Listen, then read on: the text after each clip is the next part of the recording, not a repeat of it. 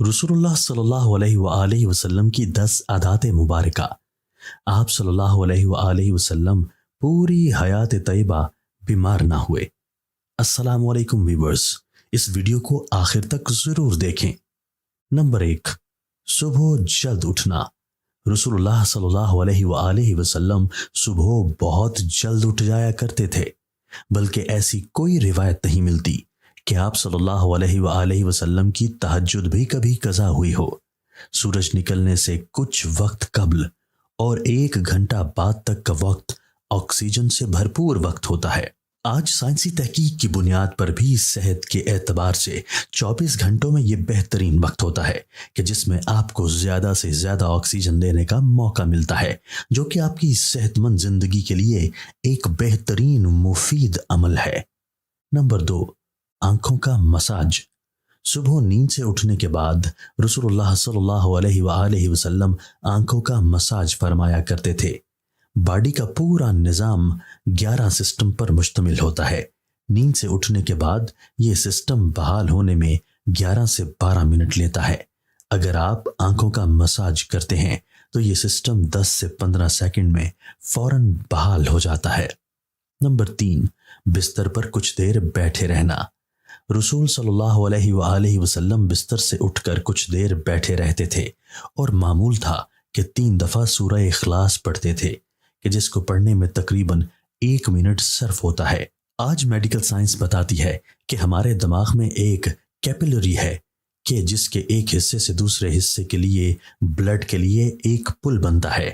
اس طرح اس پل کے ذریعے سے ہی ہمارے پورے دماغ کو بلڈ کی سپلائی بحال ہوتی ہے، کہ جہاں سے ہمارے تمام تر اعصاب یعنی پورا جسم کو کنٹرول ہونا ہوتا ہے۔ اگر کوئی شخص صبح بیدار ہونے پر اچانک اٹھ کر چل دے جبکہ ابھی برین میں بلڈ کی سپلائی بحال نہیں ہوئی، تو اس شخص کو یہاں برین ہیمریج ہو سکتا ہے، یا وہ برین کے کئی دوسرے پیچیدہ مسائل کا شکار ہو سکتا ہے، کہ جس میں اچانک جسم کے کئی حصوں کا مفلوج ہونا، فالج بھی شامل ہے۔ جبکہ اگر وہ صرف 1 منٹ بیٹھا رہے کہ اس کے دماغ میں بلڈ کی سپلائی بحال ہو سکے، تو بہت سے پیچیدہ مسائل سے بچ سکتا ہے۔ یہ باقاعدہ ایک سائنس ہے، اور اس ایک حدیث مبارکہ کے پیچھے بہت سے پروفیسر ڈاکٹرز کی ریسرچ شامل ہے، کہ جس میں غیر مسلم ریسرچرز نے بھی اتفاق کیا ہے کہ ہمیں محمد صلی اللہ علیہ وآلہ وسلم کی اس سنت کے مطابق صبح اٹھنے کے بعد بیڈ پر کچھ دیر بیٹھے رہنا چاہیے۔ اس کا فائدہ یہ ہے کہ دماغ پوری طرح سے ایکٹیو ہو کر ہمارے جسم کی بھرپور رہنمائی کے قابل ہو جاتا ہے۔ اس سنت مبارکہ پر جہاں بہت بڑا اجر و ثواب ہے، وہاں صحت کا بہت بڑا راز بھی ہے۔ نمبر 4، کیلولا کرنا۔ آپ صلی اللہ علیہ وآلہ وسلم کی عادت مبارکہ تھی کہ دوپہر کے کھانے کے بعد 1 گھڑی کے لیے 20 سے 25 منٹ آپ صلی اللہ علیہ وآلہ وسلم لیٹ جایا کرتے تھے۔ اس کا فائدہ یہ ہے کہ تقریباً 68% افراد میں جب وہ لنچ کرتے ہیں تو ان کا معدہ تھوڑی مقدار میں الکوہل پیدا کرتا ہے۔ ایسے میں اگر انسان چل پھر رہا ہو تو وہ چکرا کر گر سکتا ہے، یا اس پر خمار کی سی کیفیت طاری ہو سکتی ہے۔ یہی سبب ہے کہ آپ ہمیشہ دوپہر کے کھانے کے بعد اپنے آپ کو تھوڑا بوجھل سا محسوس کرتے ہیں۔ اگر ہم کچھ دیر لیٹ جائیں تو الکوہل سے پیدا ہونے والے خمار کا ذہن پر زیادہ دباؤ نہیں آئے گا، اور وہ باڈی فنکشنز کے لیے زیادہ فعال رہے گا، اور ہم کسی بھی طرح کے حادثے سے بچ سکیں گے۔ اس کے علاوہ بھی اس سنت مبارکہ پر عمل نہ کرنے کی صورت میں بہت سے صحت کے مسائل کا خدشہ رہتا ہے۔ چونکہ یہ بات آج تحقیقات سے ثابت شدہ ہے، اس لیے دنیا بھر کے ممالک میں بیشتر 1 سے 2 یا 3 بجے تک دوپہر کا وقفہ کیا جاتا ہے، تاکہ لوگ لنچ کے بعد کچھ کیلولا کر سکیں۔ آج پورا یورپ رسول اللہ صلی اللہ علیہ وآلہ وسلم کی سنت کو عملاً اپنائے ہوئے ہیں، اور پورے یورپ میں دوپہر 1 سے 3 بجے تک کا وقفہ ہوتا ہے۔ انہوں نے سنت رسول صلی اللہ علیہ وآلہ وسلم پر ریسرچ کی، اپنایا، اور ہم سے کہیں بہتر صحت کا معیار رکھتے ہیں۔ نمبر 5، کھانے سے پہلے پھل نوش فرمانا۔ رسول اللہ صلی اللہ علیہ وآلہ وسلم ہمیشہ کھانا کھانے سے پہلے فروٹ نوش فرمایا کرتے تھے۔ آپ صلی اللہ علیہ وآلہ وسلم کی عادت مبارکہ تھی کہ آپ کھانے کے بعد پھل نوش نہ فرماتے تھے۔ مختلف پھلوں میں 90 سے 99% تک پانی کی مقدار ہوتی ہے۔ آپ صلی اللہ علیہ وآلہ وسلم نے چونکہ کھانا کھانے کے بعد پانی پینے سے منع فرمایا ہے، جبکہ کھانے سے قبل پانی پینے کی ترغیب دلائی ہے۔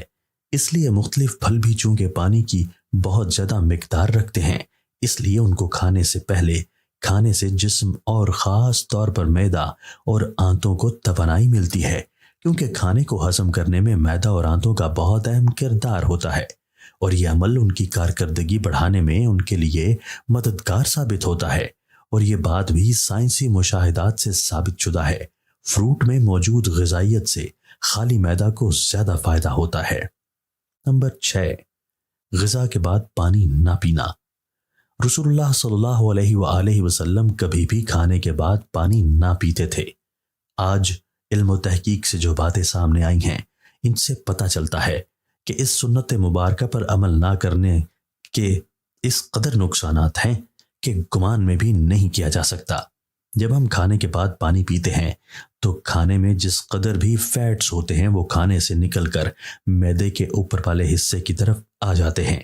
باقی کھانا ہاضمے کے دوسرے مرحلے کے لیے چھوٹی آنت میں چلا جاتا ہے، اور اس طرح معدے میں رہ جانے والا فیٹ اور پروٹین معدے کے اندر انتہائی نقصان دہ گیسز پیدا کرتے ہیں، جبکہ ان سب کو کھانے کے ساتھ مکس ہو کر نظام کے اگلے مرحلے میں جانا تھا۔ ہم نے پانی پی لیا یا فروٹ کھا لیا تو یہ ہماری صحت کی بربادی کے لیے معدے ہی میں رہ گئے۔ ایک حدیث رسول صلی اللہ علیہ وآلہ وسلم کا مفہوم ہے کہ اگر کھانا کھا لینے کے بعد پانی کی حاجت ہو تو محض چند ایک گھونٹ لے لو اور اس کے بعد روٹی کا ایک لقمہ کھا لو۔ جاپانی ریسرچ ہے کہ کھانے کے بعد پانی پینے سے جو فیٹ اوپر آ رہے تھے اور آپ نے جو بعد میں لقمہ کھا لیا تو فیٹس کے اوپر آنے کا سلسلہ نہ صرف وہیں رک جاتا ہے بلکہ وہ دوبارہ غذا کا حصہ بن جاتے ہیں۔ اس لیے کھانا کھانے کے بعد پانی ہرگز نہیں پینا چاہیے کہ جو پیٹ میں نہ صرف گیسز، تیزابیت، بدہضمی کا باعث بنتے ہیں بلکہ بہت سے دل کے امراض کا تعلق بھی اسی سنت مبارکہ پر عمل نہ کرنے کے سبب سے ہی ہے۔ نمبر 7، وضو۔ ہم دن میں 5 فرض نمازوں کے لیے کم از کم 5 بار وضو کرتے ہیں، کیونکہ وضو کے بغیر نماز نہیں ہوتی، اور منہ، ناک، ہاتھ، بازو، سر اور پاؤں دھوئے بغیر وضو نہیں ہوتا۔ یعنی دن میں 5 بار ہم جسم کے ان تمام اعضاء کو دھوتے ہیں۔ وضو میں ہم جسم کے تمام ظاہری اعضاء دھوتے ہیں کہ جن پر مٹی اور کاربن لگ جاتی ہے۔ آج سائنسی مشاہدات یہ بات ثابت کرتے ہیں کہ جسم کے جن اعضاء پر مٹی یا کاربن لگ جاتی ہے تو اگر ان کو صاف نہ کیا جائے اور وہ جسم کے اس حصے پر زیادہ دیر لگے رہیں تو ان اعضاء اور دماغ کا کنیکشن کمزور ہو جاتا ہے، یعنی جسم کا اعصابی نظام کمزور ہو جاتا ہے۔ چنانچہ وہ مسلسل دماغ کو یہ پیغام بھیج رہے ہوتے ہیں کہ جسم پر کوئی چیز آ گئی ہے اور اس کی صفائی کا اہتمام کیا جائے۔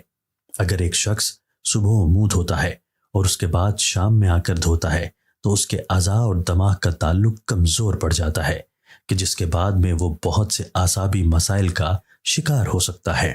اسلام کم از کم دن میں 5 بار آپ کے اعضاء کی صفائی کا بندوبست کرتا ہے، اور جمعہ کے روز ناخن، زیر ناف اور بغلوں کے غیر ضروری بال کاٹنے سمیت مکمل صفائی کا اہتمام کرتا ہے۔ رسول اللہ صلی اللہ علیہ وآلہ وسلم نے نہ صرف ایسا کرنے کا حکم فرمایا ہے بلکہ یہ سب آپ صلی اللہ علیہ وآلہ وسلم کی سنت مبارکہ کا حصہ بھی ہے۔ نمبر 8، جلد سونا۔ رسول اللہ صلی اللہ علیہ وآلہ وسلم کی ایک اور عادت مبارکہ یہ بھی تھی کہ آپ صلی اللہ علیہ وآلہ وسلم رات جلد سو جایا کرتے تھے۔ عموماً آپ صلی اللہ علیہ وآلہ وسلم نماز عشاء کے فوراً بعد سو جاتے تھے، یعنی رات جلد سونا اور صبح جلد اٹھنا آپ صلی اللہ علیہ وآلہ وسلم کے معمولات میں شامل تھا۔ ہماری بائیولوجیکل واچ جو کہ ہمارے پورے جسم کے نظام کو منظم کرتی ہے، جب یہ باہر اندھیرا دیکھتی ہے تو یہ آپ کے جسم کو سونے کا سگنل دے دیتی ہے۔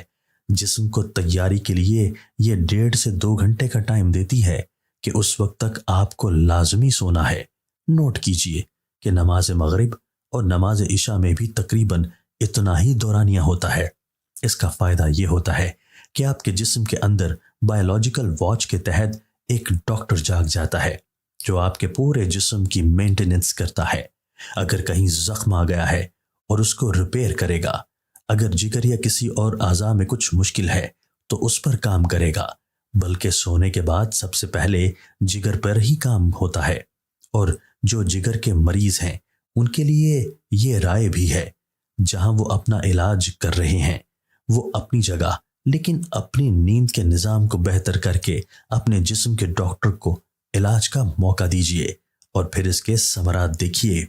رات 10 بجے سے 12 بجے تک جگر اور اس کے ارد گرد کے اعضاء کی مینٹیننس ہوتی ہے، اور اس کے بعد درجہ بدرجہ پورے جسم کی مینٹیننس ہوتی ہے، اور یہ عمل روزانہ کی بنیاد پر ہوتا ہے۔ اللہ رب العزت نے آپ کے جسم میں ایک آٹومیٹک نظام رکھا ہے، اور یہ نظام تب کام کرتا ہے کہ جب آپ جلدی سونے کی عادت اپناتے ہیں۔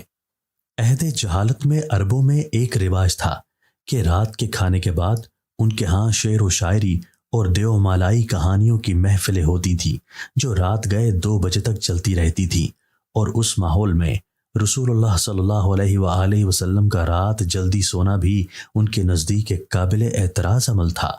یہ تو عہد جہالت تھا، لیکن آج ماڈرن ایج کا دعویٰ کرنے والے ہم مسلمانوں کے ہاں بھی دیر تک جاگنے کو نہ صرف قابل اعتراض نہیں سمجھا جاتا بلکہ کچھ حد تک تو قابل فخر بھی جانا جاتا ہے۔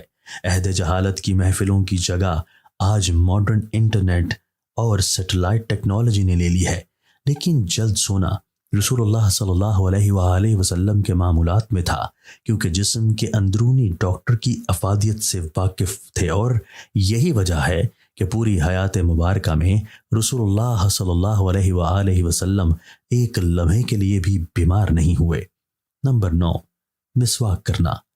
رسول اللہ صلی اللہ علیہ وآلہ وسلم مسواک کو بہت پسند فرماتے تھے، اور خصوصاً دن میں 5 دفعہ ہر نماز میں وضو کے ساتھ تو ضرور اس کا اہتمام فرماتے تھے۔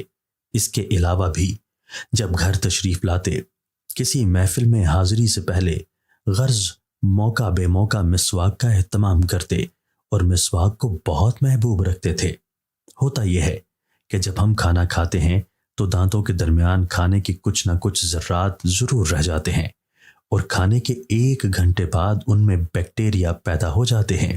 محسوس کیجیے گا کہ دانتوں میں رہ جانے والے ذرات 2 گھنٹوں پر نرم ہو جاتے ہیں، اور اس کی وجہ یہ بیکٹیریا ہی ہیں۔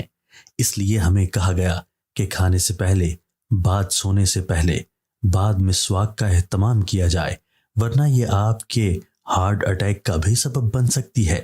آج امریکہ اور مغربی ممالک میں صبح اٹھے بغیر دانت منہ صاف کیے کھانے پینے کا رواج عام ہے، جو ان میں طرح طرح کی بیماریوں کا سبب بن رہا ہے۔ آسٹریلیا کی ایک یونیورسٹی نے ہارٹ اٹیک کے 500 مریضوں پر ریسرچ کی۔ انہوں نے جہاں اور بہت سی وجوہات بیان کی، وہاں ایک کامن وجہ یہ بھی سامنے آئی کہ یہ لوگ ٹوتھ برش کرنے کے عادی نہ تھے، جس کے سبب ان کے دانتوں میں جمع میل پیٹ میں جا کر اس قدر ملٹی پلائی ہوا کہ وہ ہارٹ کی آرٹریز کو بلاک کرنے کا سبب بنا۔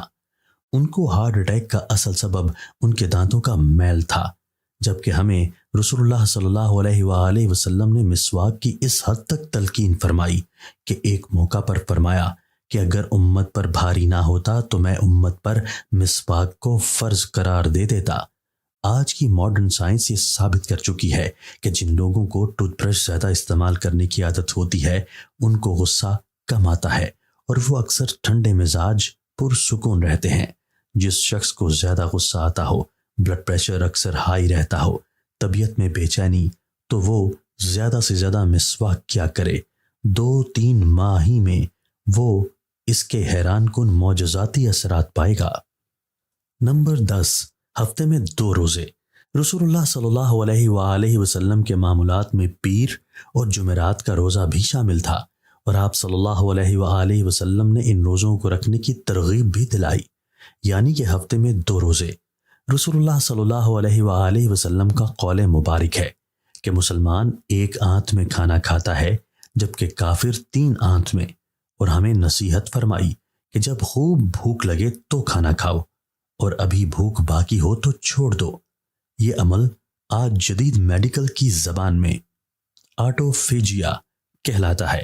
یہ انسانی جسم کو صحت مند رکھنے کا بہت عظیم راز ہے۔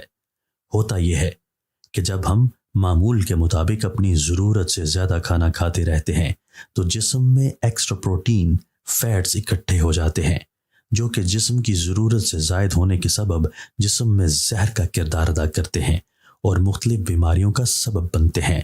آج کی عام بیماریاں شوگر، کولیسٹرول اور بلڈ پریشر کے بنیادی سبب یہی ایکسٹرا فیٹس ہی بنتے ہیں۔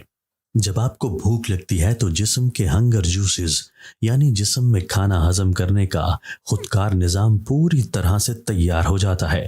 اگر ہم نے 100 لقمے کھانے تھے مگر 70 پر ہاتھ روک لیا تو باقی 30 لقمے کی جن کی جسم کو ضرورت تھی، جسم وہ ضرورت ان ایکسٹرا پروٹین اور فیٹس کو کھا کر پورا کرتا ہے۔ جسم اپنے خودکار نظام کے تحت اکٹھے ہونے والے زہر کو ختم کرتا رہتا ہے اور آپ صحت مند رہتے ہیں۔ اب جب 3 روز کچھ کوتاہی ہو گئی اور آپ نے پیر کو روزہ رکھ لیا تو دن بھر کے طویل روزے کے باعث آٹوفیجیا کے عمل کو ایکٹیو ہونے کا بھرپور موقع ملتا ہے اور 3 روز کی کوتاہی کو وہ ریپیئر کر دیتا ہے۔ پھر 2 روز کے معمولات اور جمعرات کا پھر روزہ۔ جب یہ سنت رسول صلی اللہ علیہ وآلہ وسلم آپ کے معمولات کا حصہ بن جاتی ہے تو بیماری پیدا کرنے والے سیل آٹوفیجیا کا عمل ہفتے میں 2 بار دہرائے جانے کے باعث اکٹھے ہی نہیں ہو پاتے اور آپ سدا صحت مند رہتے ہیں۔ آج ہم سائنسی تحقیقات پر بہت یقین رکھتے ہیں کہ ہم اس انتظار میں ہیں کہ سائنس رسول اللہ صلی اللہ علیہ وآلہ وسلم کی سنت مبارکہ کو پروف کرے تو ہم اللہ کے رسول صلی اللہ علیہ وآلہ وسلم کی سنتوں پر عمل کرنا شروع کریں گے۔ حقیقت یہ ہے کہ سائنس رسول اللہ صلی اللہ علیہ وآلہ وسلم کی سنتوں سے بہت پیچھے ہے اور آپ صلی اللہ علیہ وآلہ وسلم کی ساری حیات طیبہ سنتیں ہمارے لیے مشعل راہ ہیں اور انہی میں ہمارے لیے دنیا اور آخرت کی کامیابیاں اور راحتیں ہیں۔ ترجمہ: اے مسلمانوں، تمہارے لیے اللہ کے رسول صلی اللہ علیہ وآلہ وسلم کی زندگی میں ایک بہترین نمونہ ہے۔